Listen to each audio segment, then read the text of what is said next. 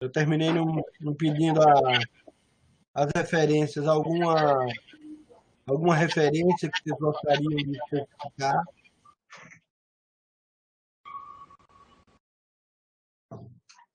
Álvaro, não tá bom o teu áudio. Você está me ouvindo bem agora?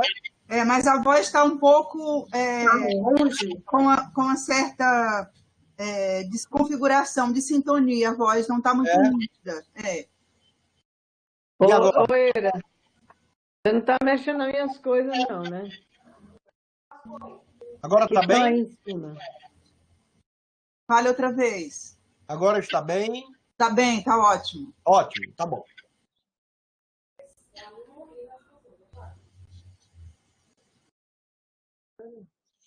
Pode aparecer para ela. Olha quem está aqui. Oi, Isabel, tudo bem? Boa sorte. Obrigada.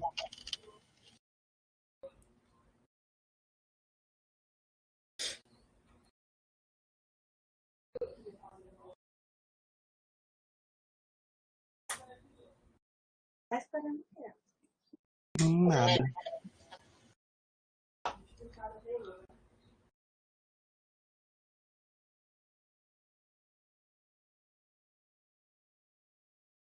Porque senão começa a passar muito.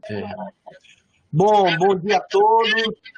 Estão chegando aqui vários amigos, vários que estão assistindo, presenciando, né? Estão presentes em todas as sessões. Muito agradecido aqui em nome da direção da Faculdade de Medicina, do nosso Núcleo de Desenvolvimento da Educação Médica. Hoje estamos na 5ª sessão, dado que terça-feira foi feriado, então feriado, né?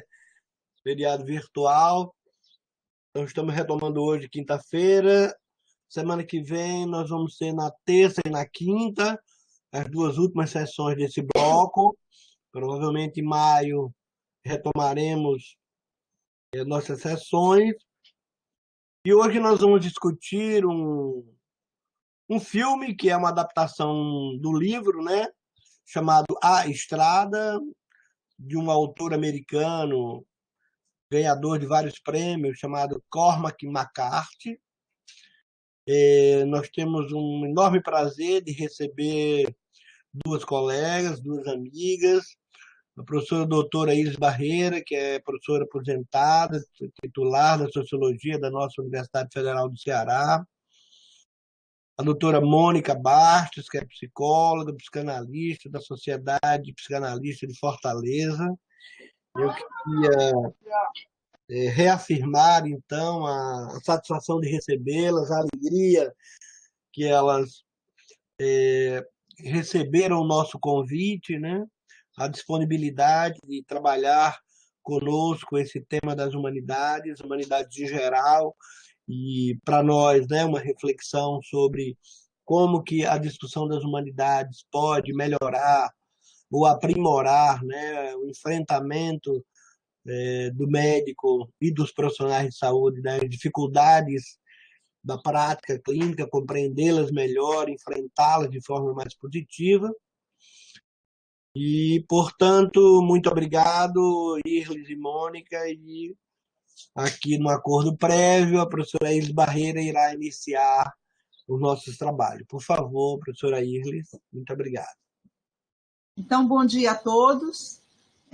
Agradeço a honra de estar aqui fazendo parte desse debate tão interessante, que eu venho acompanhando, né, na medida do possível, alguns debates, e tem um nome muito oportuno, Humanidades Médicas em Tempos Difíceis, e digo que é um prazer enorme estar aqui, ter lido o livro, ter assistido o filme, ter partilhado com o Álvaro, estar perto da Mônica, que é uma pessoa com quem eu também tenho algum tipo de interlocução.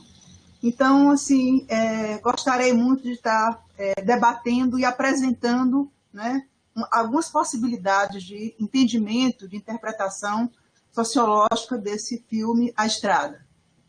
Então, poderíamos agora iniciar o slide. Bom, o Álvaro já já falou, mas eu posso aqui só colocar para poder memorizar, né? O diretor, Johnny Hillcoat, um filme baseado no livro, o livro maravilhoso. Se tiver a oportunidade de ler o livro, ele realmente de uma escrita magnífica, né? E é um escritor norte-americano que ganhou o prêmio Pulitzer de ficção em 2007, e os personagens eles são poucos e são vigorosos, né? Quem tiver a oportunidade de ver, eu acho que deve ver. Eu gostaria de dizer que está no YouTube, dublado em português. Essa referência eu obtive através do Álvaro. Então foi, assim, para mim, uma oportunidade muito boa poder assistir o filme, ler o livro, e já me sinto ganho muito com essa experiência, esse cultivo de sensibilidade, que eu acredito que é o espírito desse encontro. Eu tenho aqui uma sinopse do filme, e eu falo rapidamente, mas eu achava interessante passar um trailer, porque o trailer vai dar uma ideia para quem não pôde assistir sobre o cenário, sobre os personagens, para que dê algum tipo de fixação, vamos dizer assim, na relação entre a palavra e a imagem, né? Rapidamente falando, um homem e o filho fazem uma travessia na esperança de sobreviver à morte, e eles não têm alimentos, eles se organizam em gangues na busca de outros seres humanos e evitando outros para não serem canibalizados. O pai e o filho eles buscam o mar e buscam a segurança entre iguais que não foram submetidos a essa lógica da destruição física e social. Então, aqui só uma sinopse muito rápida, né? E passamos agora ao trailer. Por favor, Fábio.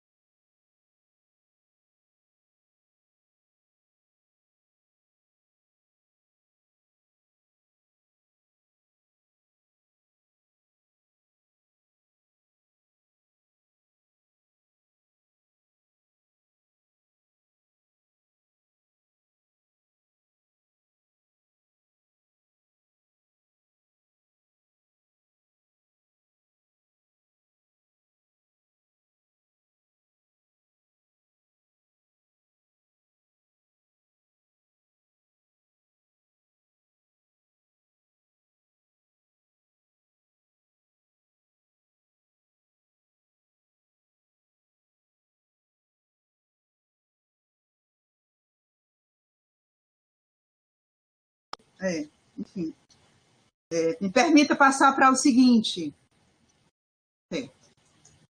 Bom, é interessante essa ideia de relacionar o filme e o livro. Eu li o livro, quase terminei, não deu tempo de terminar, né?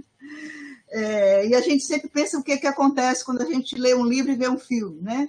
A imagem ela busca traduzir as palavras. O cinema abdica da reprodução da realidade, incorporando a ideia de ficção, e, como diz Edgar Morin, que é alguém muito, muito caro ao Álvaro, né, o cinema e o homem imaginário o filme nasce dessa ruptura, né? O cinema nasce da ruptura no sentido de que o cinema ele não pretende fazer uma reprodução do que aconteceu, mas ele permite entender dimensões da ficção, do imaginário, e assim o filme, vamos dizer assim, ele traz outros elementos quando ele incorpora a imagem ao livro. Também tem algum tipo de perda, né? No sentido de que quando você retira, põe as palavras e imagens, às vezes as palavras elas são mais profusas nas imagens mentais que a gente faz, vamos dizer assim, todo mundo faz o seu filme na cabeça, né? O livro é belo na descrição das cenas, mostra muito a imagem da devastação e destruição, e eu percebi muitas palavras cinza e cinzento, que aparecem mais de 100 vezes, eu fiz essa contabilidade pelo Google, porque baixei o livro pelo Kindle, né? Então a palavra cinzento, frio, escuro, vazio, elas são recorrentes no livro, né? Eu acho que, de algum modo, o diretor conseguiu, o fotógrafo, né, Aguirre, conseguiu refletir bem o cenário do filme, porque as cores são cinzas e às vezes são cores esmaecidas, né? A gente percebe, inclusive, um colorido quando se reporta ao cenário anterior à travessia do pai e do filho, e o colorido quando ele lembra, quando ele sonha. Mas o filme mesmo, ele tem muita recorrência dessa cor de imagem esmaecida e cinzenta. A relação entre o pai e o filho é um contraponto permanente no cenário de desencanto. Acredito que a Mônica vai explorar isso mais, né? E a busca angustiante de um lugar onde eles estariam a salvo dos perigos. Então, poderia dizer que o filme ele narra essa travessia, e essa travessia que eu poderia dizer que é uma viagem concreta, uma viagem empírica, mas também uma viagem interior, né? Porque as pessoas, durante esse trajeto, elas vão apresentando facetas da vida, presentes no diálogo, presentes no pensamento, sobretudo na relação pai e filho, nos personagens que aparecem no meio do caminho. Eu coloquei observações sociológicas, um pouco para poder dizer que a Mônica vai trabalhar pelo lado mais psicanalítico, mas, na realidade, a gente nem pode fazer bem essa separação, porque as coisas estão juntas, né? Assim, o que eu falei até agora também tem um teor sociológico, porque a compreensão de que o filme é uma representação, é uma percepção também de ordem sociológica. Então, eu começaria dizendo que situações extremas, inverossímeis ou apocalípticas, elas são boas para pensar sobre o funcionamento da vida social, porque mostram sempre um contraste entre o antes e o depois, cria uma condição de alegoria, né? A gente se serve em sociologia da história, da comparação, da utopia. Então, o filme é uma espécie de alegoria que às vezes funciona como uma metáfora conceitual. Por exemplo, eu lembro que Max Weber ele tem um conceito que se chama tipo ideal. O tipo ideal não é o ideal no sentido idealizado, mas é o ideal no sentido de que ele é o exagero do que acontece na normalidade. Então, pelo exagero, pela alegoria, você entende como funciona a vida social em tempos normais, eu diria assim, né? A visão do extremo acentua, como no impressionismo, que a gente discutiu outro dia em outro debate, o que é pouco visível no cotidiano. Durkheim, por exemplo, ele trabalha a noção de suicídio para pensar como funciona a vida social. É pelo extremo, é pela retirada que você percebe as relações cotidianas. Como também Marx, a destrutividade vai estar presente nas formas extremas de dominação do capital e da exploração da força de trabalho. Então, assim, se o filme é uma alegoria, eu diria que a alegoria é bom para pensar sobre o cotidiano. Então, assim, eu tinha muitas possibilidades, fiquei pensando sobre como é que eu poderia fazer uma reflexão sobre o filme. As reflexões são infinitas, se você pedisse várias pessoas para falarem, cada uma iria tomar um ângulo diferente, né? Então, eu escolhi pensar essas categorias de espaço, tempo e comportamento social para organizar o conjunto de cenários, né? Então, começando pelo espaço, né? A estrada, né, o próprio título do filme, ela supõe caminho, trajeto, percurso, tendo em vista um objetivo. Nós usamos estrada, em sociologia, para pensar em transições temporais e espaciais. É uma reflexão que está presente no livro. Nessa estrada não há homens inspirados por Deus. Eles se foram e levaram consigo o mundo. É uma reflexão forte que mostra um pouco uma síntese de tudo aquilo que está sendo mostrado. A mudança social é apreendida pela concepção de espaço e tempo. O Anthony Giddens, que escreveu Consequências da Modernidade, ele pensa como uma construção especial do tempo, uma constante que não se resume a acontecimentos, né? E nem a um local, a um processo de desencaixe.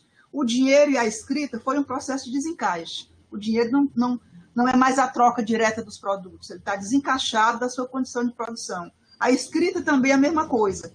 A gente pode falar também de desencaixe dessas nossas atividades remotas. Então, desencaixe é uma relação diferente entre espaço e tempo, né? O espaço que é apresentado no filme é do ponto de vista material e simbólico. O que é apresentado no mapa, para dar um exemplo, não é o espaço que a gente percebe, vamos dizer assim, representado na vida, no concreto. O menino pergunta, por que as estradas são estaduais? E o pai responde, porque pertenciam aos estados. E ele pergunta, e não existe mais estados? Então, quer dizer, em várias situações, o que está representado já não é mais. Então, nós estamos aí na presença de um desencaixe, vamos dizer assim, de outra natureza, né? Nessa espacialidade destruída, o deslocamento de ambos, o pai e o filho, se traduz na errância e na evitação social. Os laços sociais presentes no encontro e na troca se tornam perigosos, pois a perda de sociabilidade gerou medo do encontro. Eles estão o tempo inteiro se escondendo. São cenas de esconderijo. Se eles escutam alguém se aproximando, eles têm que se esconder ou atrás de uma árvore ou atrás de um barranco, mas eles não podem se encontrar, né? O outro é o inimigo. A perda de sociabilidade também repercute na perda de identidade. Acredito que Mônica vai falar um pouco sobre isso. Os personagens, eles não têm nome. No livro não há nomeações. O livro o tempo inteiro fala o pai, o homem e o menino. O livro fala o homem e o menino como as nomeações, né? É possível também falar em espaço utópico, que bebe nas fontes da mitologia. Pai e filho caminham na busca de um local, o mar, onde ficariam livres dos perigos. Lá estaria o que restou de civilização, incluindo os bons, que não entraram na lógica da destruição. Então, o tempo inteiro há uma fala sobre os bons e os maus. Sobretudo, o menino se refere se aquelas pessoas que eles vão encontrar são bons, se aquelas que eles estão vendo de longe são os maus. Então, essa dualidade está presente. A água também tem um teor mitológico, evocando o lugar onde tudo começou, um lugar de fronteira, onde seria possível recomeçar, que é o mar, onde eles estão, vamos dizer assim, procurando, né? A costa, enfim, o local onde encontrariam, vamos dizer assim, as pessoas do bem, né? Assim como a água, o fogo permite ao pai e ao filho a posse de um poder ou esperança. Durante o livro, várias vezes, ele, quando está angustiado, pergunta ao pai, a gente vai sobreviver, não vai? Nós temos o fogo. Aí o pai repete, nós temos o fogo, né? Então, esse fogo, ele é metafórico, ele é esperança, ele é, vamos dizer assim, a posse de algum poder, né? Ele supõe a sobrevivência para cozinhar os alimentos, mas também esse sentido aí de que o fogo é a esperança, né? O que dá energia para essa travessia. Os pontos cardeais também referem-se a uma espacialidade simbólica, que tem analogia com as mais diversas culturas. Em diversas culturas, por exemplo, a ideia de norte, de sul, as oposições, né, elas têm um elemento importante na construção de mitologias. O pai e o filho partem para o litoral, né, depois para o sul. Então, são ações de mobilidade que podem representar a espécie de morte e renascimento. Enfim, a travessia no espaço destruído lembra o êxodo e a terra prometida. E se o espaço, na teoria de Henri Lefebvre, que faz uma reflexão muito interessante sobre a ideia de espaço, né, espaço urbano, o espaço da modernidade, o espaço destruído, né, que é esse espaço que apresenta no filme, pode ser visto como um conjunto de ações articuladas que estão presentes nos vestígios. Então, os espaços de destruição são espaços destruídos, por exemplo, estão nas peças encontradas, estão nos carros velhos, estão em livros amassados, em várias situações em que você prevê a possibilidade de relações anteriores, antigas, que já não mais existem, né? Agora falarei alguma coisa em relação ao tempo, né? O filme mostra a presença de um tempo apocalíptico. Não há um acontecimento histórico onde a gente pode elaborar o desenrolar da película. Não tem algo que aconteceu que você possa instituir uma cronologia. né? São imagens de fogo, fuga, destruição, uma catástrofe que atingiu a todos em proporções imensas. Os sobreviventes são errantes, que passam a ser destituídos de temporalidade, né? Na busca de se manterem vivos. E essa questão da temporalidade, por exemplo, ela aparece, enfim, na recordação, no sonho e nos objetos. As marcas da sociedade de consumo presentes enlatados, peças, ferramentas e carros que deram sentido à vida no passado. Nessa figuração tem um tempo poético também, que é das lembranças, né? As cenas, as lembranças da vida amorosa parecem coloridas. Os sonhos alimentam a força para prosseguir. Isso está presente várias vezes quando diz, por exemplo, que ele precisa sonhar, e no final, assim, uma determinada parte do livro ele diz assim: quando a gente começa a sonhar, sonhos têm que ser os sonhos, não sonhos que nunca possa acontecer, ou de um mundo que nunca aconteceu, porque é preciso ter esperança. Do ponto de vista da cronologia, o ator supõe estar em um determinado mês, por causa das estações, mas perdeu a conta dos dias, né? A ritualidade das ações cotidianas, comer, banhar, dormir, é feita num decurso das possibilidades e oportunidades. Não há nenhum tempo ritualizado e nenhum tempo cronológico. Há uma perda, vamos dizer assim, de noção. No livro, a perda de noção é maior ainda, porque no filme, como aparece a imagem, a gente vê um pouco pela claridade, se é dia, mas no livro ele deixa isso mais obscuro, como se a gente visse uma sucessão de ações onde a perca da espacialidade ela vai estar mais angustiante no livro pela falta de imagem. A categoria tempo ela pode também ser refletida do ponto de vista histórico.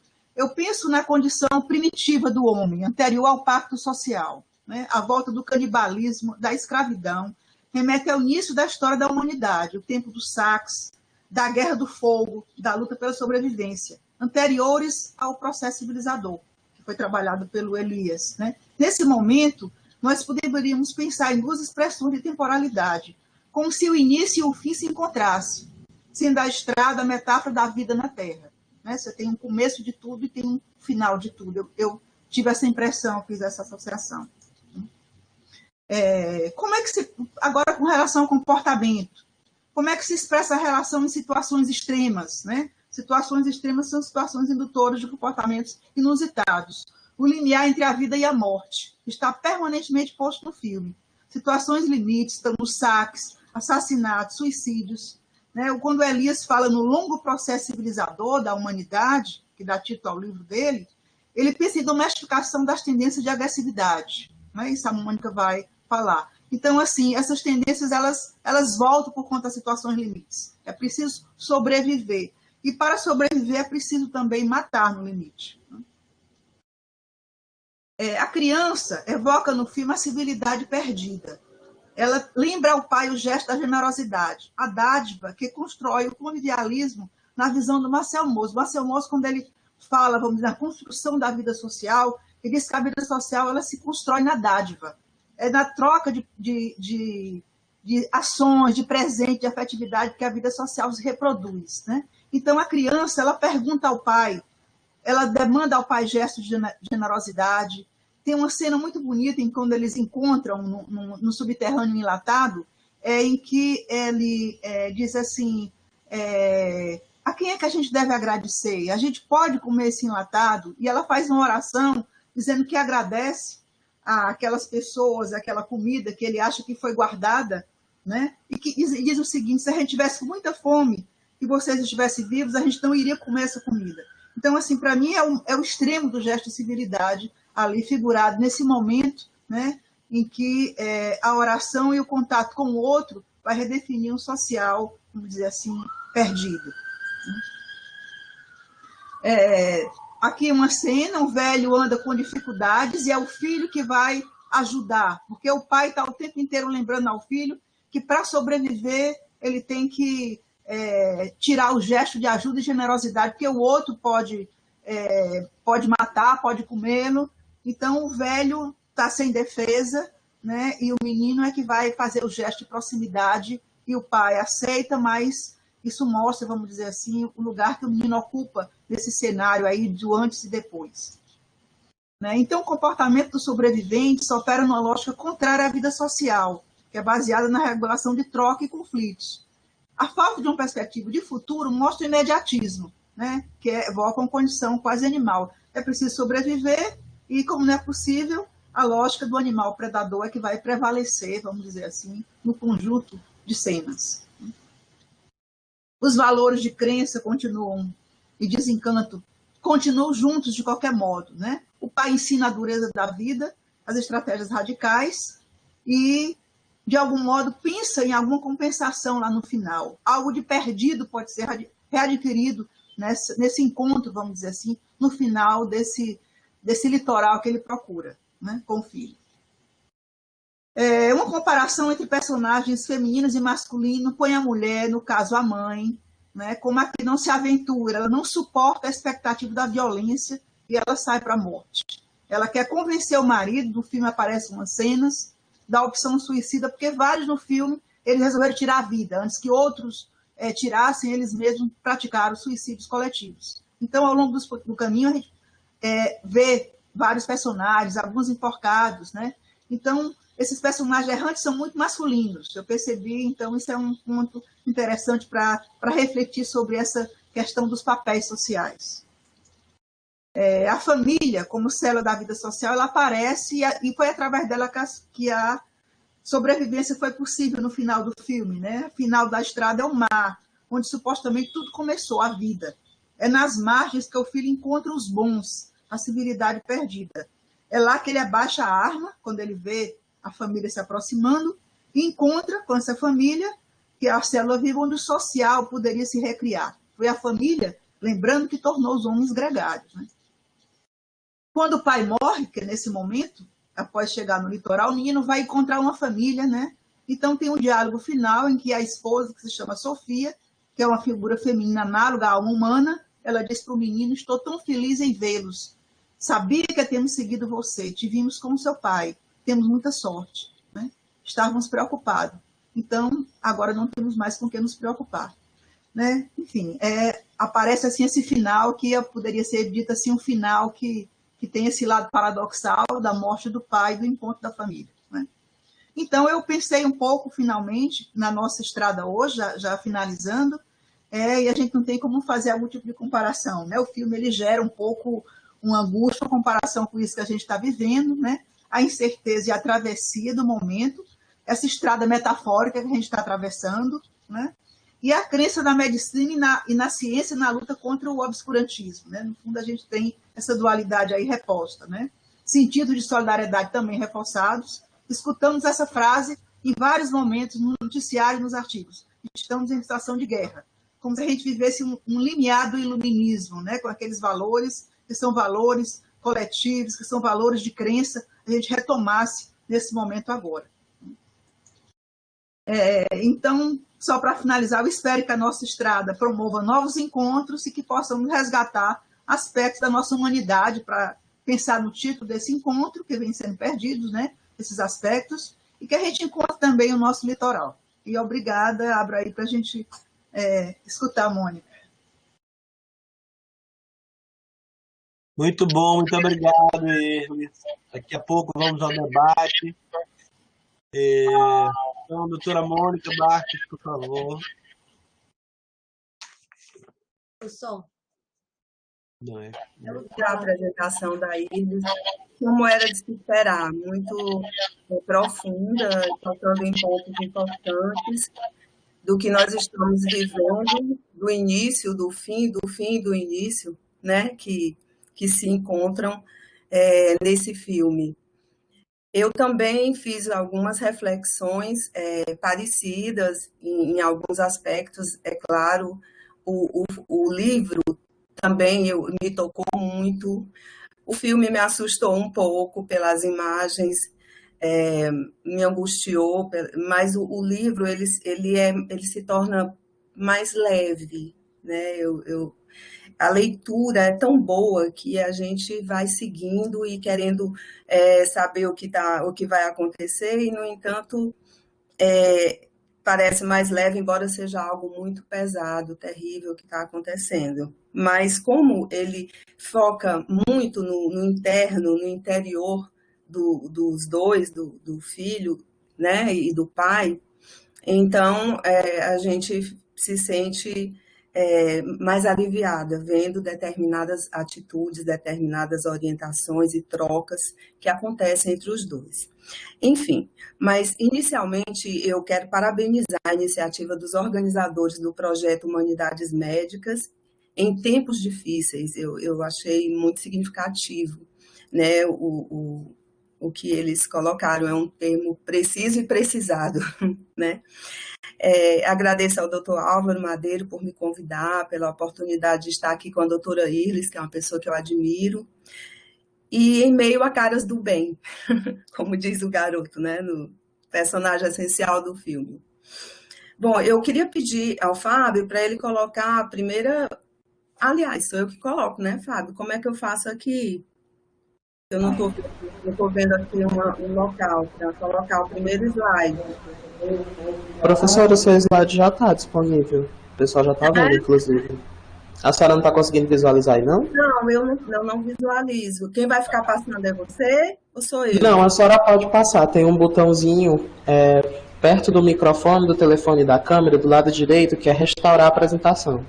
Tá, agora eu não posso passar se eu não vejo. Mas a senhora não está conseguindo ver nem esse botãozinho não, para poder ver a apresentação? O botãozinho eu vejo, eu não vejo é o slide. Pronto, clique nesse botão para poder aparecer o slide. Compartilhar a tela, é isso? Não, mais à direita, restaurar a apresentação. Não, eu não tenho aqui. Opa, consegui. Pronto, aí a senhora consegue passar, tá bom? Aí agora eu consigo passar, embora eu não vejo quase nada, mas tudo bem, eu acho que... Deixa eu ver aqui. Eu não consigo ver aqui. A senhora pode fazer o seguinte, na parte de baixo, dentro do slide, tem 4 setinhas apontando para fora. Pronto. Se a senhora clicar nelas, ela expande e a senhora consegue ver o slide todo. Tá, agora eu não me vejo só o slide, não é isso? Mas todo mundo está vendo a senhora e está vendo o slide. Ok. É estranho, né? Mas tudo bem, vamos lá. Tudo bem. Então, eu vou passar aqui, porque eu já falei. Nossa, como eu estou ruim nessa história de slide, gente. Espera aí um pouquinho. Fábio, a senhora quer que eu fique passando para a senhora? Não, eu posso passar, Fábio. Eu aprendi já. Então, aí eles já apresentou o filme, né? E eu coloquei aqui essa foto que eu achei muito significativa de uma chuva, né? De os dois abraçados, um se protegendo, né? O pai protegendo o filho e o filho se protegendo com o pai. Então, eu coloquei assim que apresenta uma história comovente de um pai com seu filho numa longa estrada, 10 anos após uma catástrofe que destruiu o mundo. E, na verdade, nós não sabemos exatamente o que aconteceu, porque isso não é revelado no filme e nem no livro, que é interessante porque nos deixa espaço para pensar, né? No início, nós vemos um ambiente bucólico, né? Árvores coloridas, uma casa, um sol, a gente vê que está claro o dia, né? E essa cena, em seguida, a gente, nessa primeira cena, a gente vê a mulher olhando o marido, acariciando seu cavalo. É uma cena rápida, mas é uma cena bonita que dá uma ideia para nós de como foi que tudo começou. Né? Em seguida, ela entra, e isso daí já foi dentro de casa, à noite, no momento em que vem assim, um clarão dentro do quarto, e ele se levanta rápido para encher uma banheira de água. Provavelmente ele já tinha noção do que estava por vir. Né? E a mulher aparece perguntando para ele o que aconteceu. Ele responde, não sei. Em seguida, nós já o vemos com o garoto numa situação, né, de destruição do ambiente, né, completamente cinza, sombrio, como no livro ele coloca tanto essas imagens, essa ideia, né, no filme aparece como um ambiente escuro, que não tem vegetação, né?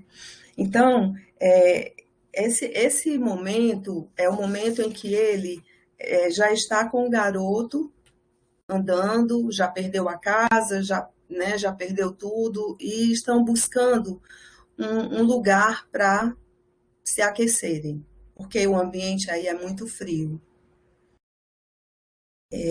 A história narra o sofrimento atroz das pessoas que sobreviveram a esta catástrofe. Agora vemos um ambiente devastado, onde não há energia, vegetação ou comida. Milhões de pessoas morreram e outras ficaram vagando, perdidas, feitos zumbis. E neste cenário, o pai e o filho sobrevivem de qualquer alimento ou vestuário que conseguem achar. O homem vasculha casas, garagens, carros, prédios em busca de comida e água. E sapatos, porque é muito importante sapatos para a caminhada, né? Enquanto ambos empurram um carrinho de supermercado. Eu achei muito significativo esse carrinho de supermercado, porque ele representa os suprimentos, né, para a sobrevivência, né? Com o carrinho de supermercado nós compramos a nossa comida e tantas coisas que nós precisamos para o nosso dia a dia. Com seus poucos pertences que ele vai levando pela estrada empoeirada em busca do mar ao sul. Ele está buscando um lugar que ele imagina ou que ele já estudou antes e pensa que lá será um lugar mais aquecido, né? À noite, depois de uma longa caminhada, ele acende uma lamparina. Fazia tempo que eu não via essa palavra lamparina. E uma magra refeição que ele faz para o filho e para ele, né? E ele trazia um livro, né? Um livro para ler para o garoto. Mas nesse momento o garoto estava muito cansado e muito assustado também. Essa é uma imagem da devastação, né? As árvores todas secas e uma longa estrada. Você vê que eles caminham pela beira da estrada, né? Para se proteger dos ataques, né? Que eles podem receber nessa caminhada. Então, nessa conversa do filho com o pai, ele diz assim: a gente pode deixar a lamparina acesa até eu pegar no sono? Sim, claro que pode. Depois de um tempo, a gente vai morrer? Ele pergunta. Em algum momento, não agora. E ainda estamos indo para o sul? Sim, para ficarmos aquecidos. Tudo bem. Tudo bem o quê? O pai pergunta. Nada, só tudo bem, diz o garoto. Vá dormir. Tudo bem. Vou apagar a lamparina, está bem? E o garoto, mais tarde, na escuridão. Posso te perguntar uma coisa? Pode. É claro que pode. O que você faria se eu morresse? Se você morresse, eu ia querer morrer também. Para poder ficar comigo? Para poder ficar com você. Tudo bem. Podemos observar, né, nesse diálogo, o estado de angústia, de desamparo em que se encontra o menino. Não consegue pegar no sono, pede para não ficar no escuro e faz perguntas, como se precisasse se assegurar de que o pai está ali presente. Vejo que ele pergunta sobre a morte, mas parece que o medo maior é de perder o pai. Nada mais humano que o sentimento de desamparo, né? Sentimento de angústia.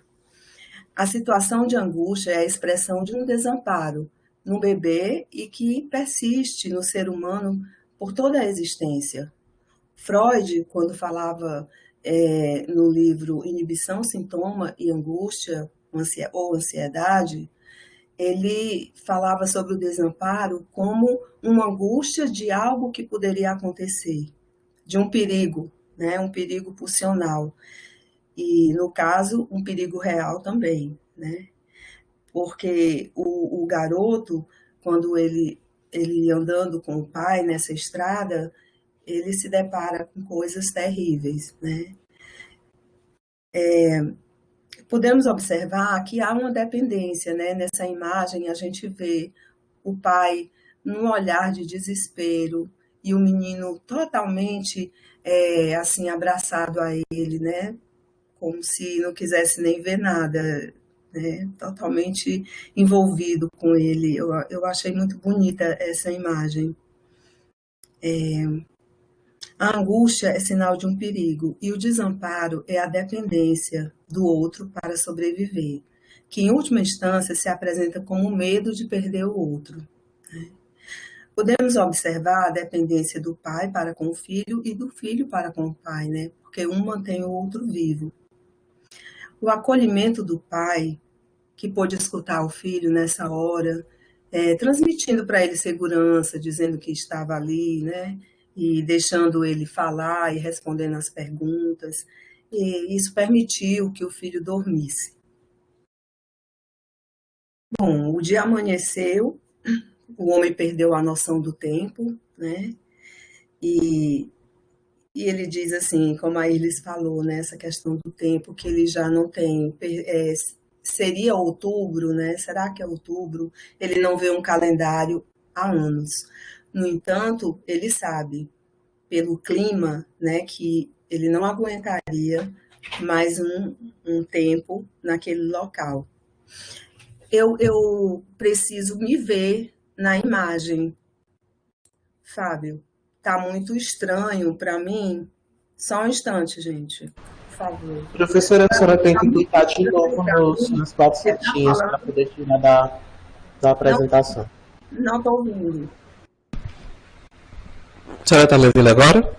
Estou ouvindo. Eu gostaria de colocar essa imagem num canto e eu pudesse, pelo menos, ver a mim, porque eu imagino, eu vejo outras pessoas também, eu vejo o Álvaro, vejo a Iris.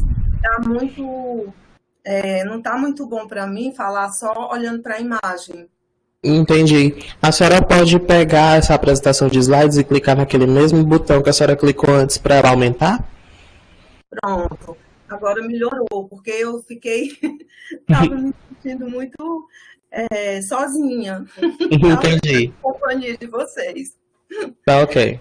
Tá ok? Então eu vou passando assim mesmo, né? Nesse tamanho aqui. Tá ok. Exato, porque aí todo mundo vê no tamanho normal. Tudo bem, tá certo. Então vamos lá. Vou passar uma próxima imagem. Essa imagem aí, muito pesada, da realidade em que eles estavam vivendo, né? O homem e o menino, eles encontram esses homens, essa gangue que está matando, violentando crianças, né? E praticando o canibalismo, né? São cenas muito tensas. Uma cena em que um deles pega um menino e quer levar o filho e ele acaba matando o cara da gangue para se libertar o filho. Então foi uma cena muito difícil de ver. Mas tem uma outra mais ainda. A catástrofe que ele tirou tudo, né? Tirou a esposa, tirou o trabalho. Esse cara da gangue, quando conversa com ele no filme, uma conversa nada amigável, né? Ele fala algumas coisas que demonstram que ele tem conhecimento científico, que o cara pensa que ele é um médico e pergunta para ele, você é médico? Olha, aqui nós temos uma pessoa doente, você não quer ir lá ajudar? Assim nós protegemos você e seu filho. E ele responde gritando fortemente, eu não sou nada, eu não sou nada. Né? Então, a gente é uma demonstração também dessa, embora ele não tenha perdido a identidade no sentido de ficar despersonalizado, vamos dizer assim, mas ele fala de uma perda que ele está sentindo, de uma perda terrível, né? do trabalho, e ao mesmo tempo também ele não confia, que ele não pode confiar nessas pessoas. Ele precisa sair dali, ele precisa se livrar daquela situação, né? Então, nessa catástrofe que ele tirou tudo, né, o trabalho, a esposa, os amigos, né, ele sai com o filho, ele e o filho, pela estrada. Agora nós observamos que é ele, o filho e um revólver, né? Ele está sempre com um revólver na mão, pronto para defender o filho após esse primeiro confronto, né? E o medo vai crescendo, o medo vai se tornando cada vez maior. Resta um homem, um menino, né? Que é um mundo do outro, né? O filho é o mundo do pai, o pai é o mundo do filho. Essa questão da identidade, no sentido de nomear, que a Iris comentou, né? Nós não damos nome, o menino não tem um nome, o pai não tem um nome, é o homem, o garoto, ou o pai, o filho, né? E é o que ficou para eles. O que ficou para eles foram, para o pai principalmente, lembranças, sonhos que o menino tem, sonhos apavorantes, sonhos de angústia, sonhos que o pai tem, sonhos que assustam a ele pela falta, que é quando ele sonha com a esposa, com a mulher que, em momentos muito lindos de amor, era um casal muito amoroso, era um casal que tinham uma paixão, uma vida erótica, né? Enfim, tinham vida, né? E tudo isso foi destruído, né? Então, nessa caminhada aí, nesse momento, logo depois, eles encontram as cenas terríveis de famílias que se suicidaram, corpos enforcados, pendurados, encontram também uma casa, e eles ficam felizes assim, eles ficam animados naquele momento que vê a casa, porque aquela casa parecia que ia abrigá-los. Era uma casa que por fora tinha uma ideia de ser um abrigo. E no momento em que o homem abre uma porta subterrânea, ele se depara com uma cena pavorosa de muita gente ali, né? Como se fosse assim um frigorífico, sabe? As pessoas trancadas e para servir de alimentos, provavelmente para aquele pessoal da gangue que estavam levando pessoas para lá e armazenando. É uma cena que dá náusea, sabe? É uma cena assim muito muito forte. E nessa cena tão forte é um momento interessante, porque o pai ele tira o filho para não ver aquilo, né? Porque são pessoas esquálidas. Ali tem criança, ali tem, e ele sai correndo, né? Desesperado, e o filho atrás, sem entender direito o que estava se passando. E aí ele diz assim para o filho, né?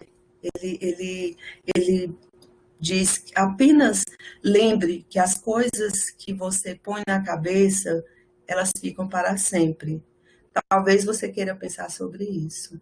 O menino ainda retruca, né? Mas você esquece algumas coisas. Ele diz: eu esqueço a gente esquece o que devia lembrar e lembra do que devia esquecer.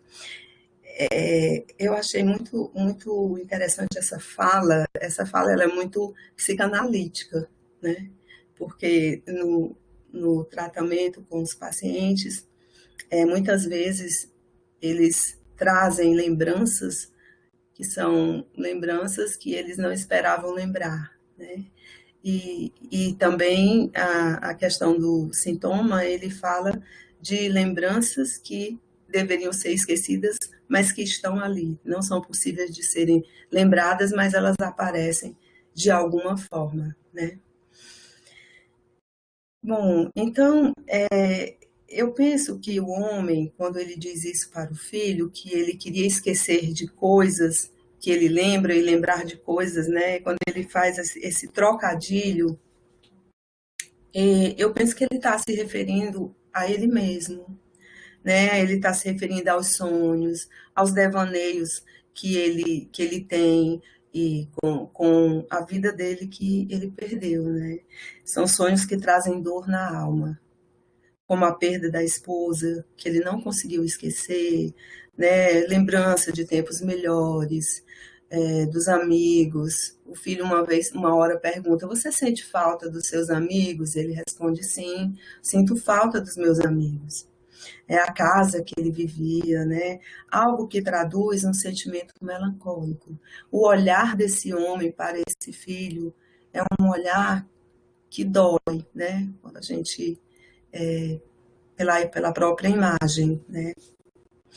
Já não restam muitos homens bons, ele fala para o filho, né?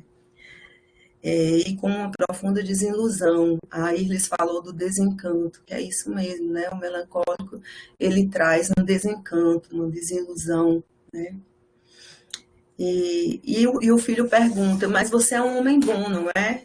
E o pai responde que sim, né? Ele diz: você teria coragem de comer uma pessoa, você, mesmo muito faminto? E ele responde: não, não teria.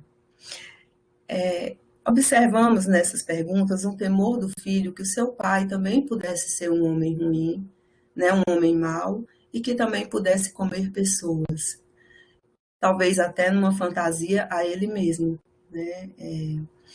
Ele teria coragem de comer, se ele teria coragem de comer uma outra pessoa, é possível que numa fantasia dessa criança também ele estivesse correndo perigo.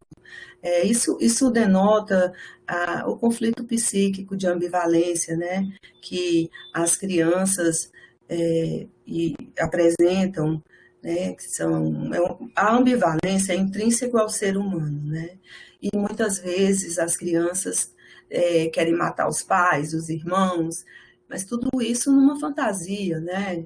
E nesse momento o filme passa isso como uma realidade. Realmente é possível matar o outro, destruir o outro concretamente, né? Enquanto que o conflito psíquico ele é um conflito que se dá internamente, né? Mas ele se apresenta com esses medos, medo de que o outro faça um mal, medo de que o outro traia, medo de que o outro não cuide, né? A criança tem muito medo de não ser cuidada, né? Tem muito medo de ser deixada sobre a própria sobrevivência dela comprometida na relação inicial com a mãe ou quem cuida, né? E isso é muito importante para as relações sociais, isso é muito importante para a vida que está se construindo, está se constituindo ali como um ser humano, né? Eu pensei nesse momento, né, no texto do Freud, que fala sobre os primitivos. É um texto muito importante, Totem e Tabu, é um texto de 1912, né? E ele faz um estudo profundo, um estudo antropológico sobre as tribos primitivas. E nesse estudo, ele desenvolve uma visão psicanalítica da natureza humana, né? É um texto mitológico em que ele enfatiza a culpa ancestral, né? Essa culpa ancestral, ele faz uma relação, associa com uma refeição totêmica que aconteceu naquela época, de um pai que era um pai terrível, que tomava conta de todas as mulheres e fazia tudo o que bem entendia, totalmente sem, como a Irlis falou, sem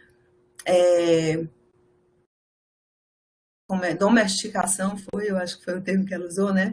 Sem civilidade nenhuma, e os filhos se revoltaram porque queriam fazer isso também, e não podiam, porque o pai não permitia. E eles se juntaram pelo ódio ao pai, que também roubava suas próprias mulheres, né?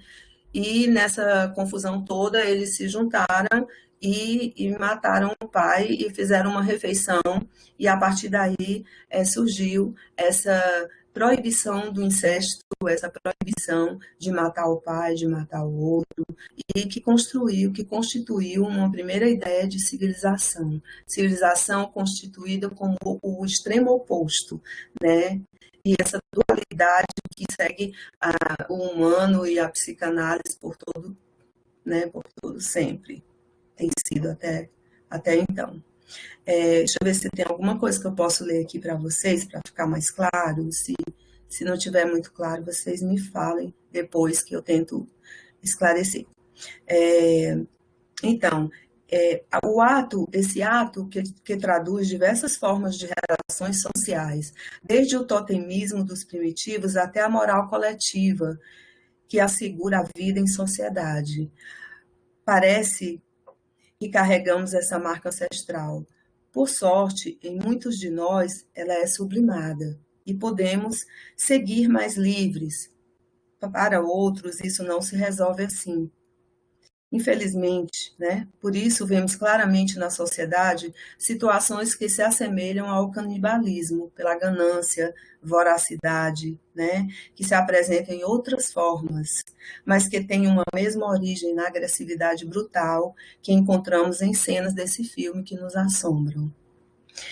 Em meio a essas cenas terríveis, né? Nessa travessia, podemos apreciar o cuidado do pai com o filho, né? Quando ele conta história para falar de vida, de respeito humano, ele tenta passar valores, né, civilizados para o filho, valores humanos. Quando ele cobre o filho para não sentir frio e quando ele oferece a melhor parte da comida dele, né? Eu acho interessante porque ele está maternando e paternando, né? Ele está sendo mãe e pai ao mesmo tempo nessas funções, né? Na função de proteger, de orientar, de ensinar o filho a ser independente, que ele faz isso também. Ele também muitas vezes acolhe, alimenta e põe no colo, né? Não que um pai não faça isso, eu estou falando de funções, tá?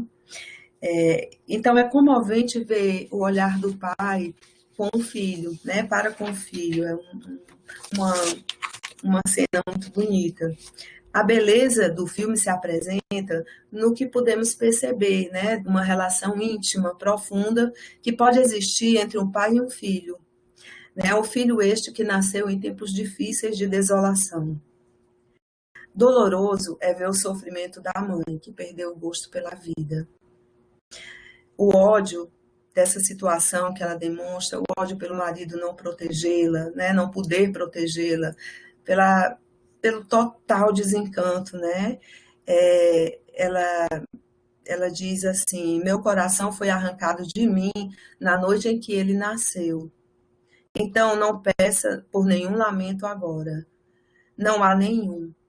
Ela queria levar o filho, né, para morrerem juntos, como algumas famílias faziam.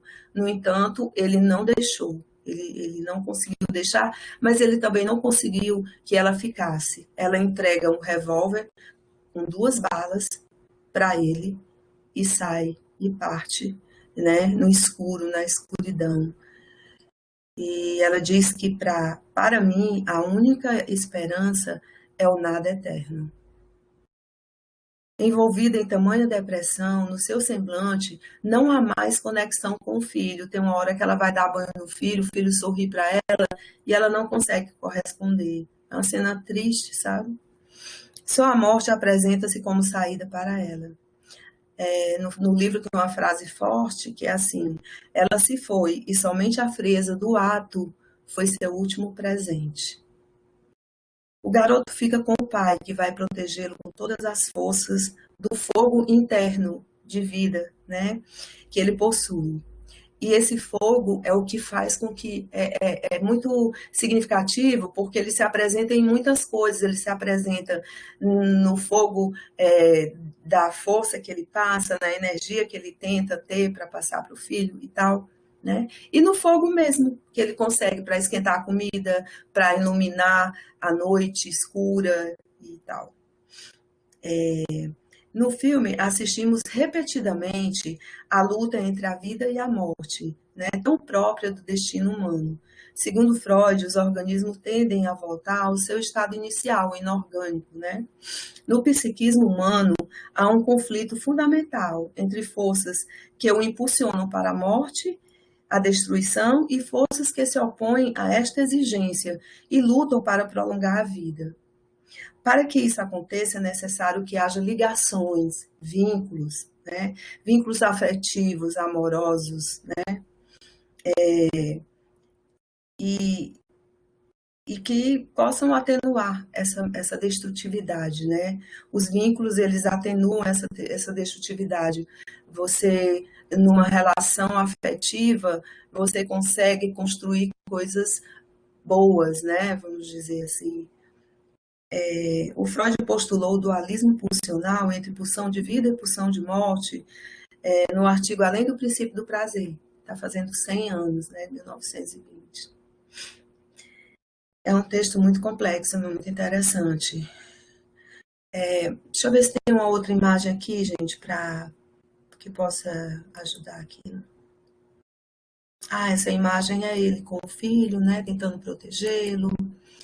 Essa imagem, eu achei bonita essa foto do garoto, né? A gente vê a diferença do olhar do pai e do olhar do garoto, né? O pai com aquela ideia mesmo de estar sendo perseguido, de estar defendendo vida e tal, e o garoto com um olhar assim mais suave, mais leve, né? Por mais que ele esteja olhando talvez para o mesmo ponto, que o pai talvez esteja até tentando tirá-lo desse olhar, né?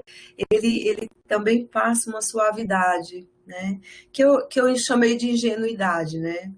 Na ingenuidade do garoto é possível acreditar na vida, e o pai tenta de todas as formas livrá-lo de tamanha destruição humana, para além da destruição do ambiente em que eles estão vivendo, né?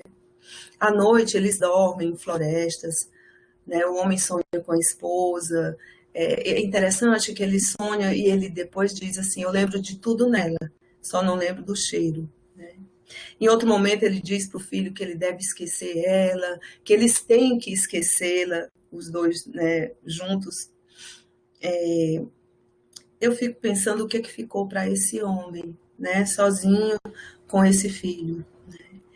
O amor do pai, foi o que eu pensei, né? O amor do pai para com o filho é muito importante, pois é a força maior. Porque a vida externa, os acontecimentos não respeitam se estamos com um sentimento ou outro. O sol nasce apesar de estarmos alegres ou tristes. O que realmente depende de nós humanos é a nossa condição de amar e fazer vínculos. O que comanda a nossa vida é a afetividade, o sentimento que temos a partir das nossas vivências. Penso que o homem conseguiu proteger o filho e paternar esse filho com a força do amor que uniu ele e a mãe do garoto anteriormente. Ele não conseguiu salvá-la, o que o fez sofrer terrivelmente. Em algum momento, ele diz que o filho é o seu mandato. Nós nos desenvolvemos com o amor que recebemos dos pais ou de quem cuida de nós, né? Daqueles que nos passam essa afetividade.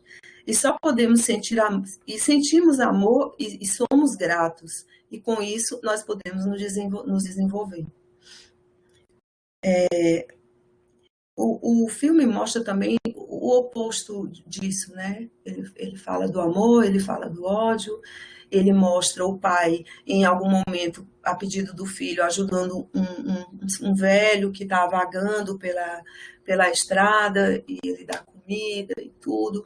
E na cena seguinte, numa outra cena, não na seguinte, ele mostra também o pai sendo muito violento com um cara que tentou roubar os pertences dele, né? Deixa esse cara nu, no frio, com fome, a pedido, mesmo com todos os protestos do filho, né? É interessante a gente ver os dois lados da mesma moeda, né? Um paradoxo, né? A ambivalência que constitui o humano na dualidade do bem e do mal, do amor e da indiferença, né? Eu estou chegando no fim já, gente. Será que está demorando muito? Então, posso só concluir, né? Então, ao final do filme, o menino torna-se mais forte, né? Na medida em que ele vai aprendendo, o pai vai passando para ele ensinamentos, né? Vai respondendo as perguntas dele, vai mostrando coisas mais, vamos dizer assim, de esperança, e esse menino vai se fortalecendo, porque ele vai internalizando aquilo, né, que o pai vai orientando.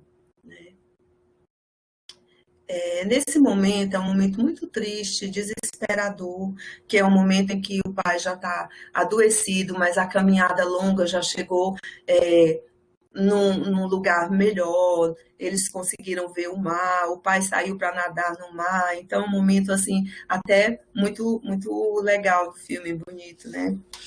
E o menino, ele ajuda o pai, ele cuida do pai, ele cobre, ele faz com o pai aquilo que o pai fez com ele, né? Assim, ele cuida, leva comida para o pai, mas o pai nessa hora já não quer mais se alimentar, ele já sente que está na hora de partir, né? E é um momento valente do garoto, né? Que mesmo em desespero, toma as rédeas da vida a partir das orientações do pai, né? Que o manda seguir e não desistir, que ele vai encontrar caras do bem. Ele pergunta: eu vou encontrar? Vai, você vai ter a sorte de encontrar caras do bem. Siga, né? Não desista. Ele obedece, porque acredita no pai, com tudo que ele internalizou dessa linda relação.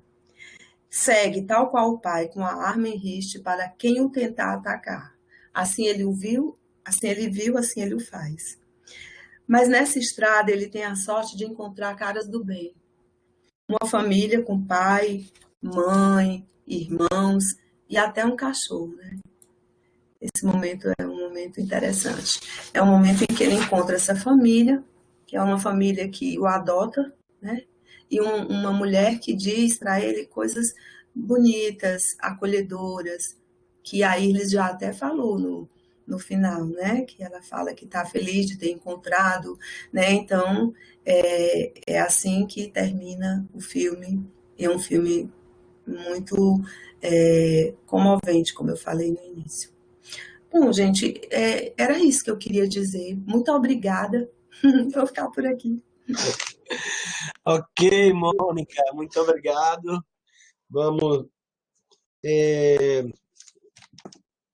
A tradução, né? A tradução já apareceu aqui, o professor Milton dizendo que foi excelente, mas a tradução do estado mesmo, né? De espírito, estado emocional que a gente ficou com a apresentação de vocês, eu acho que é traduzida aqui na nossa plateia virtual, né? Por um certo mutismo ainda não apareceram aí as questões do filme, porque o filme, e vocês traduziram muito bem, o filme traduziram para, né, os nossos amigos virtuais, o filme tem essa dimensão devastadora mesmo da nossa própria intimidade, né? Porque ele toca em todas essas questões da destrutividade humana, que é exatamente o momento que a gente está vivendo, né? Há um momento também de muita destrutividade entre nós. Ainda ontem eu estava lendo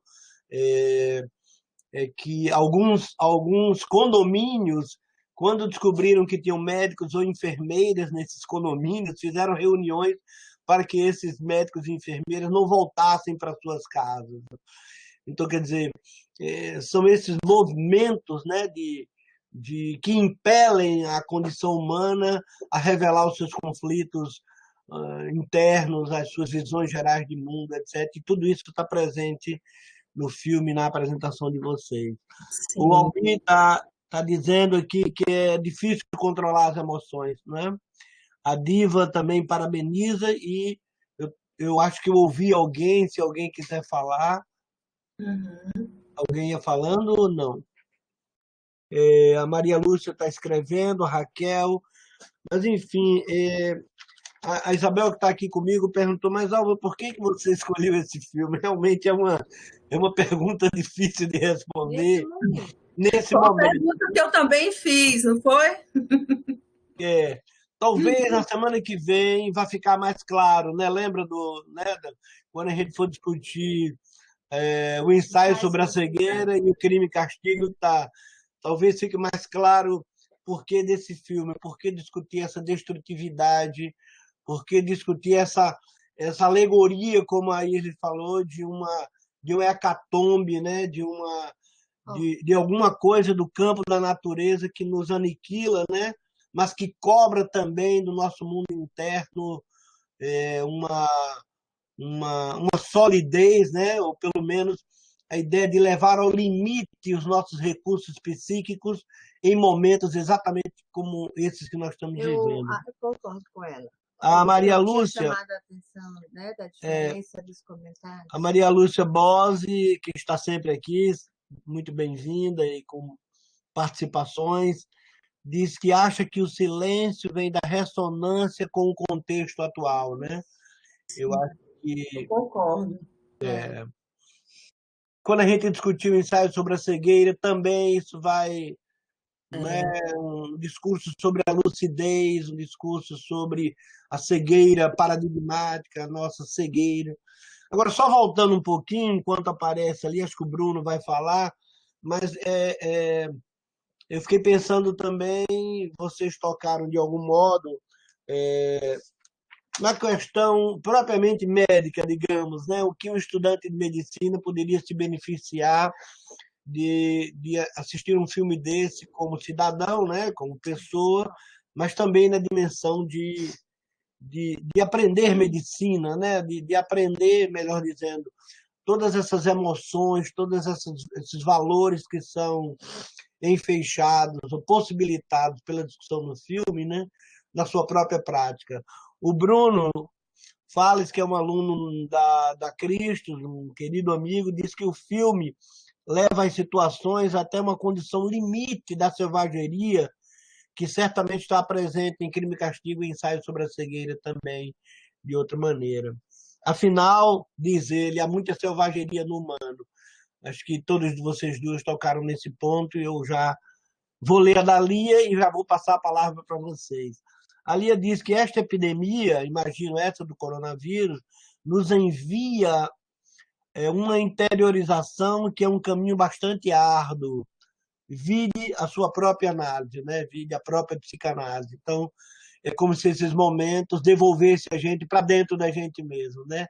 Nos exigisse um olhar interiorizado, como Mônica acabou de comentar, sobre o que ficou daquele pai dentro daquele filho. Mas eu quero, então, abrir para vocês duas irem fazendo os comentários, enquanto a gente aguarda aqui também o comentário da Maria. Luiz. Fala aí. Está sem o microfone. É o microfone, Irli. Precisa habilitar. Isso. Algumas pessoas tocaram em pontos muito interessantes e eu vejo muita analogia com também o ensaio sobre a cegueira. Eu acho que vamos encontrar, vamos dizer assim, comparações. É evidente que é mais bonito discutir o impressionismo, os quadros, a arte, do que ver essa cena. Eu acho que a gente um pouco se choca com o filme, viu, Isabel? Porque eu acho que tem uma certa analogia. Se a gente estivesse vivendo um outro momento, a gente viria o filme com outra tranquilidade, com outro olhar. Então, a gente viria como algo tão distante, tão inverossímil, que a gente olharia e passaria ao largo e estaria discutindo o filme com tranquilidade. De algum modo, ele nos convoca para uma associação com isso que a gente está vendo. Por isso que ele cria uma angústia. Por isso que essa escolha, vamos dizer assim, é uma escolha que evoca muita coisa disso que a gente está vivendo, né? Tem uma parte, inclusive, no livro que ele fala sobre a cegueira. Eu estava procurando aqui, sobre dois cachorros cegos pela luz, e ele chega a dizer, falar, por exemplo, sobre essa cegueira. Eu pensaria um pouco também nessa metáfora da interiorização que foi posta aqui, né?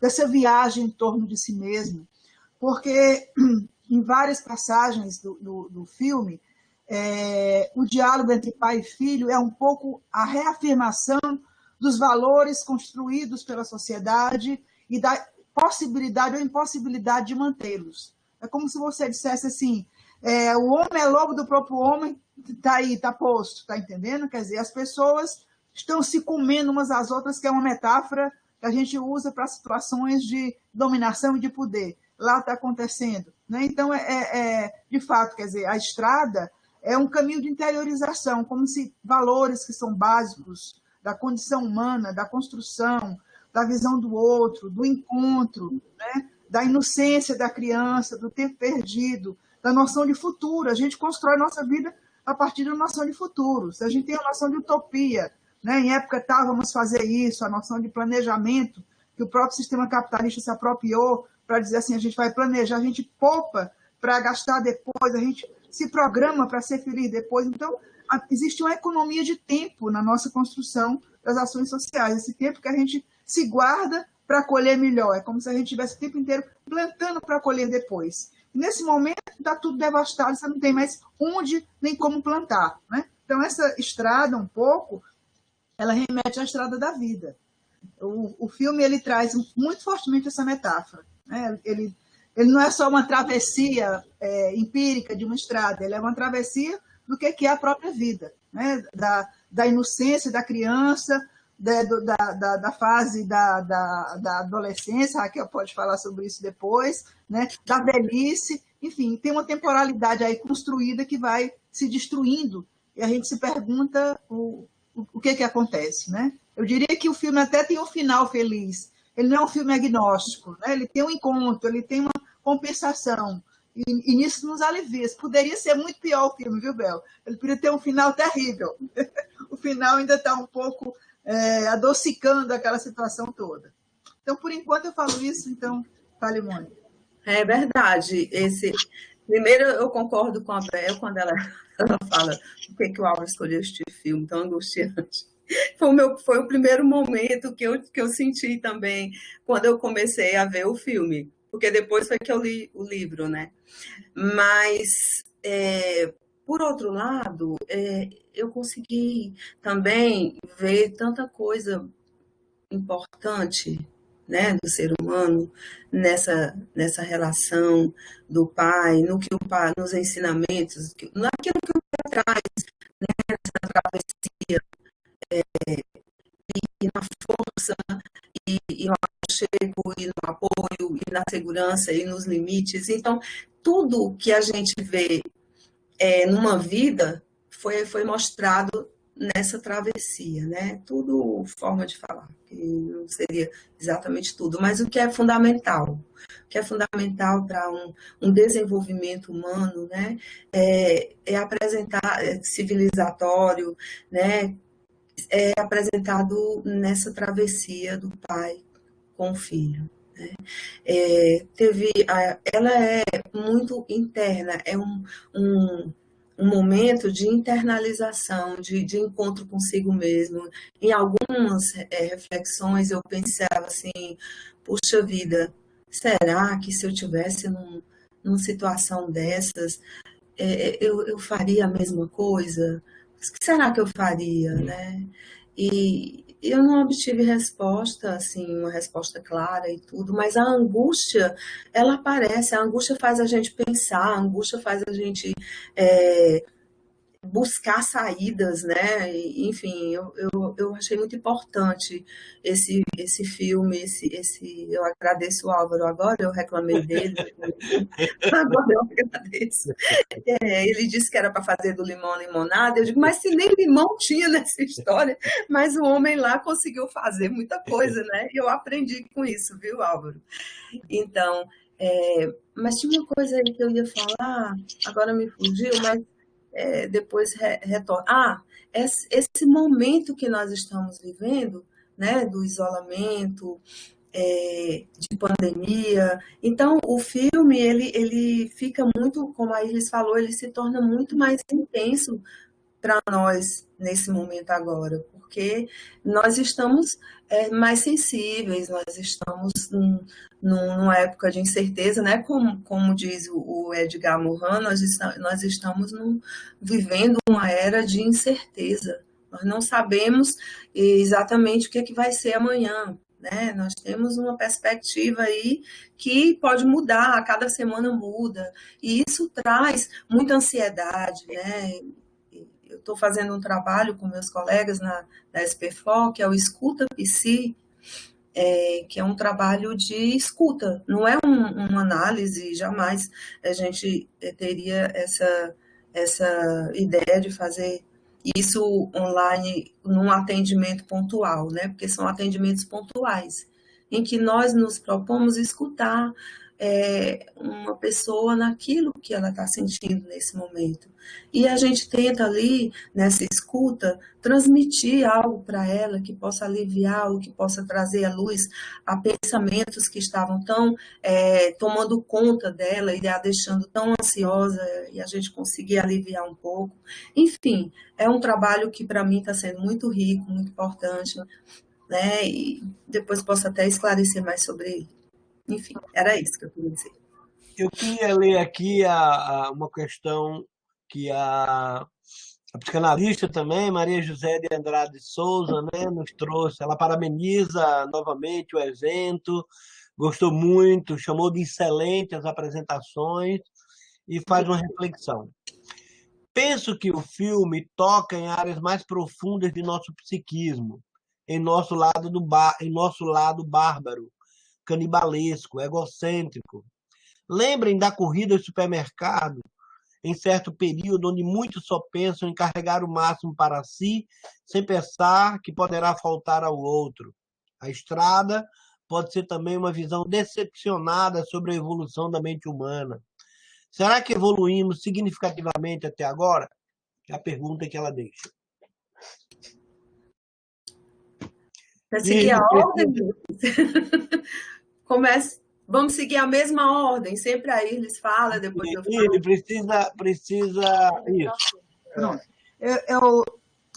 Eu vou ousar falar um pouco desse lado de carregar, vamos dizer assim, dimensões, vamos dizer assim, que a gente chamaria boas e más dentro de cada psiquismo. A Mônica pode desenvolver isso, mas eu acho que essas duas dimensões nós carregamos, né? Se existe um processo civilizador, uma repressão, é porque a gente, de algum modo, trancou, vamos dizer assim, o que era de ruim para nos tornarmos seres sociáveis, né? Amigáveis. Mas a gente carrega dentro de si esse lado também da destrutividade. Mas eu fiquei pensando numa interpretação diferente do filme. Por exemplo, se a gente dissesse assim, o filme é uma luta, é uma grande luta. Então, ele pode estar falando da vida, a vida é uma luta, né? A gente pode ter uma visão também otimista no sentido de que o filme revela até onde o ser humano, que é um ser que constrói estratégias, né? Diferente dos animais que estão ali limitados à sua possibilidade de visão, o ser humano ele constrói estratégias, ele por conta de sua habilidade, de sua inteligência, ele conseguiu sobreviver no meio de tantas catástrofes ao longo do tempo. Então, o filme é uma história de uma batalha, uma história da luta, é uma história que incita os seres humanos a dizer nós podemos, nós conseguimos andar nessa travessia. Eu acho que essa visão aí a gente pode retomar também, né? E é justo nos momentos, né, de terror, de catástrofe, de radicalidade, que a gente se dá conta do outro lado, né? É o momento de recuperar, vamos dizer assim, aquela dimensão que você tem mais criativa, né? A chamada pulsão de morte leva para a pulsão de vida, ou seja, você retoma a criatividade. Eles sobreviveram por conta de extrema criatividade e habilidade do pai, de saber fazer um fogo, de saber retirar, vamos dizer assim, daquele lugar tão inóspito, alguma dimensão de sobrevivência, aquelas comidas pequenas que eram encontradas, aquela economia do corpo para poder não sucumbir ao frio, né? Então, o filme passa a mensagem de que nós temos um patrimônio cultural acumulado, um patrimônio de vontade, de alegria, e podemos fazer travessias. Poderia ser feita uma interpretação dessa ótica também. Eu concordo com a Iris, e eu fiquei pensando agora, né, assim, sobre essa questão da evolução que a Maria José colocou, se estaríamos mais evoluídos, eu entendi, fisicamente, né, foi isso, não sei se foi isso que ela colocou. Olha, eu penso que isso eu estava lendo, melhor falando, eu estava lendo um texto que falava sobre a análise como sendo uma condição de evolução, né? De existir um espaço, um lugar onde você pudesse entrar em contato com coisas tão primitivas sem que isso passasse a um ato, né? Sem que isso passasse a uma ação, né?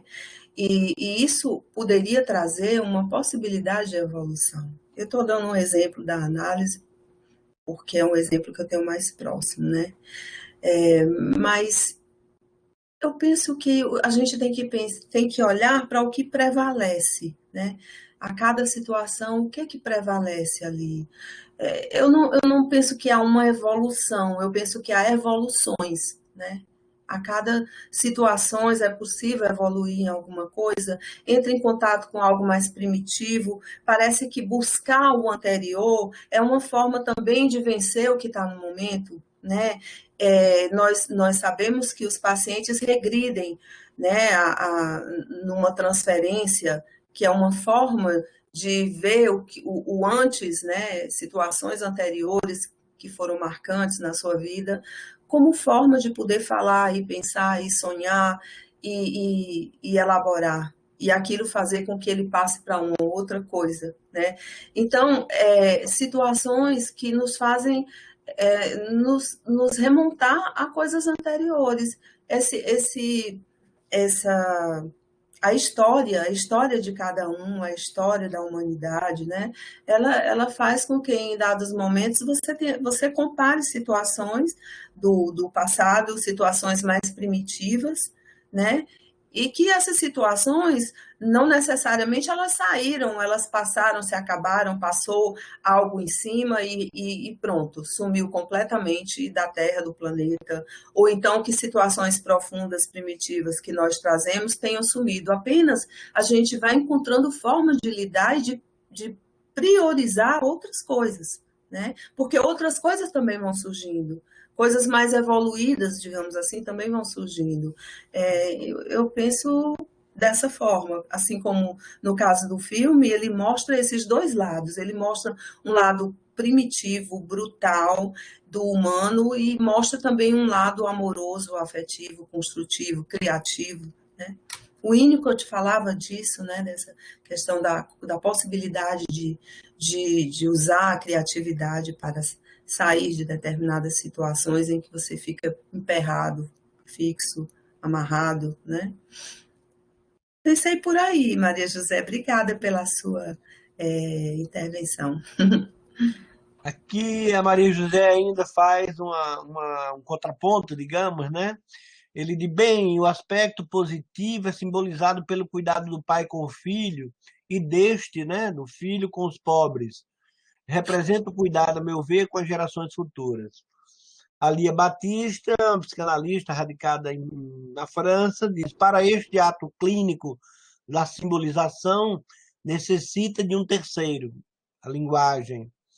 E a Maria Lúcia Bose diz, eu não pude assistir à Estrada, mas acho que a leitura precisa se dar na ambiguidade do humano.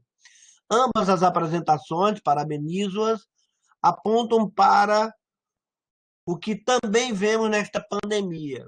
Se há movimentos individualistas, a ordem do pensa só em si, há também demonstrações belíssimas de doação ao outro, de festejar pelo outro, de querer ver os outros sorrir. Há demonstrações belíssimas de solidariedade, humanidade e poesia. Uhum. Essa parece ser a condição humana, e talvez em determinados períodos da história predomina uma dimensão mais destrutiva, né? Eu estou lembrando agora que o pai cometeu, dentro do contexto do filme, se não me falha a memória, 2 assassinatos, né? Ele mata o representante da gangue quando ele pega o filho dele, e depois, quando aquela pessoa lá da casa dá uma flechada na perna dele, né? Ele o mata também. Quer dizer, temos essa dimensão de autoproteção que pode implicar no aniquilamento do outro, né?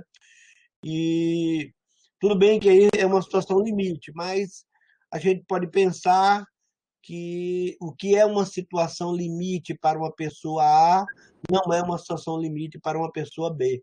Aliás, como bem ilustrado, a mulher prefere, se podemos chamar assim, né? Prefere dar cabo à própria vida, prefere se suicidar, a enfrentar com os recursos psíquicos que ela teria, né? Uma situação catastrófica como aquela, né? Como é todo mundo que consegue agora também? A Isabel está lembrando que agora, da mesma maneira, agora na época do Covid, né, nós temos diferentes manifestações comportamentais em função, certamente, de recursos interiores, né, de como cada um enfrenta ou como diz o filme, me parece o filme inteiro, né, que eu gostei muito, a metáfora do fogo interior, né? Esses diálogos da criança com o pai me parece também muito rico, que mesmo numa situação catastrófica, nós temos recursos interiores, que foi o que a Iris também capturou aí sociologicamente tão bonito, né? Uma luta, o filme também pode ser compreendido como uma luta em defesa da vida, né? Ou em defesa de uma das possibilidades de viver a vida.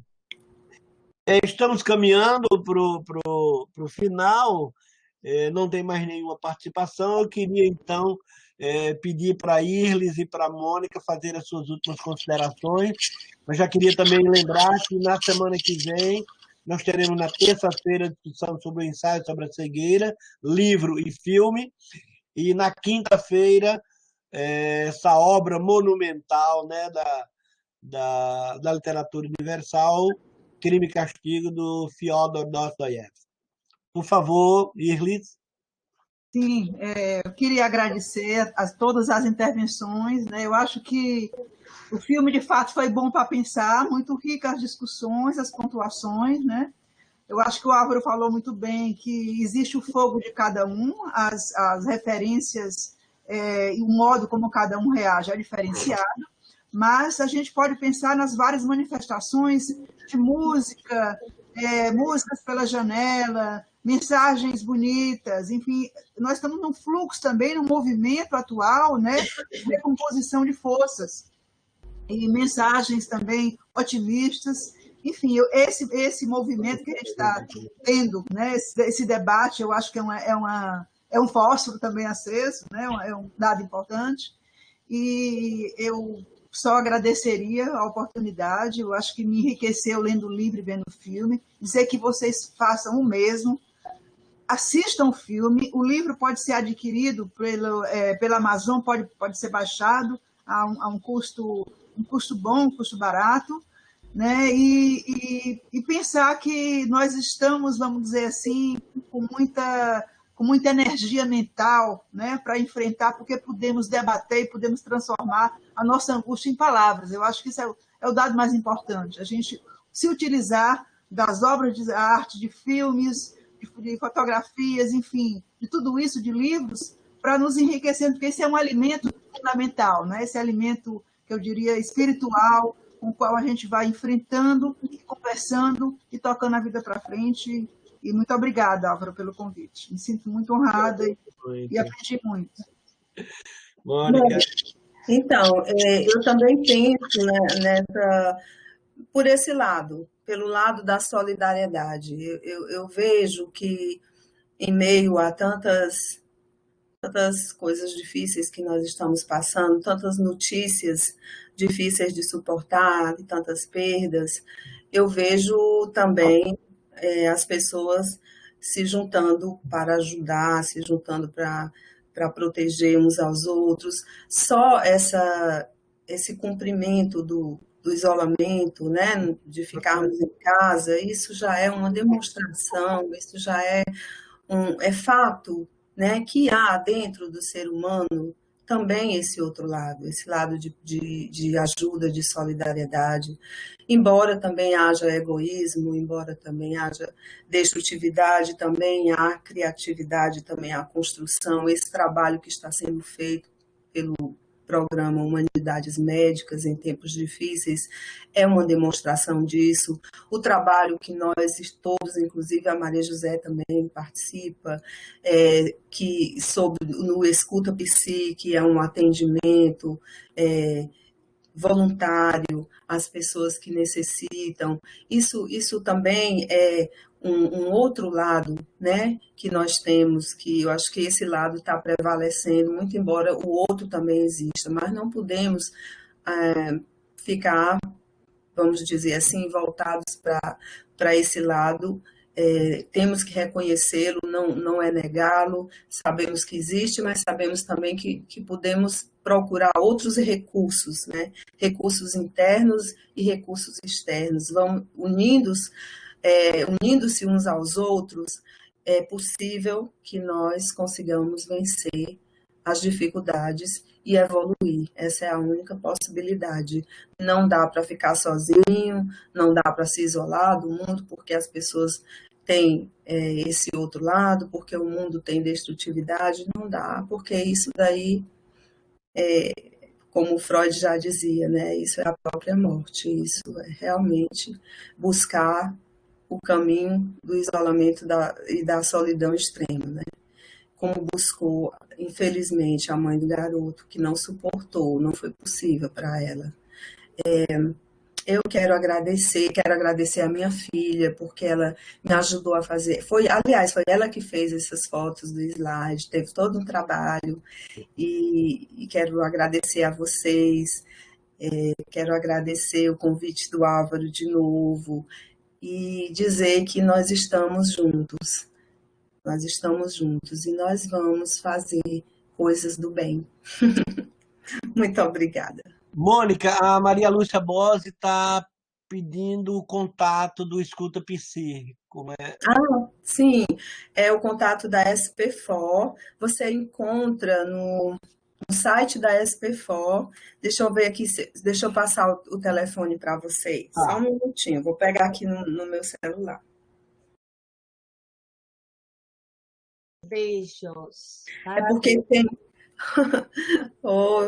porque tem um folder que nós fizemos que tem escrito tudo lá. Tem um link que você pode entrar, sabe? Você pode mandar e a gente divulga aqui na terça-feira. Eu mando para as pessoas que eu tenho o WhatsApp e na terça-feira a gente pode divulgar aqui também, Mônica, não há problema. Tá, mas eu encontro, se você falar um pouquinho aí, Álvaro, enquanto eu procuro, rapidamente eu encontro. Tá certo. O Bruno, novamente, querido aluno da Unicristo, presente no nosso grupo de humanidades, parabeniza você e a Irlis, e a mim também. Gostou muito, foram maravilhosas as considerações, enriqueceu demais. E a gente agradece também, Bruno, sua participação, pode divulgar lá na Unicristo, eu sei que você divulga. Eu estou previsto também participar de um debate lá presencial, né? Portanto, vai demorar um pouquinho, mas é sempre bom a presença dos estudantes aqui no nosso ciclo de debates. Eu vou passar aqui o telefone. Pode dizer que eu anoto aqui. É 99695 4727. 27. Através desse número, ela vai obter informações. Tá bom? Tá bom, gente. Muito obrigado, Irlis. Muito obrigado, Mônica. Foi muito bom, viu? A generosidade de vocês. Desculpe o trabalho de assistir ao filme, ler o livro e se dispor a estar aqui essas quase 2 horas com o nosso grupo. Convido para a semana que vem, convido a todos e dizer que foi uma manhã maravilhosa, de muitos insights e muito fogo. Fogo, muito bom. Gostei, gente. Até mais. Um grande abraço. Até terça-feira. Tchau, tchau. Tchau.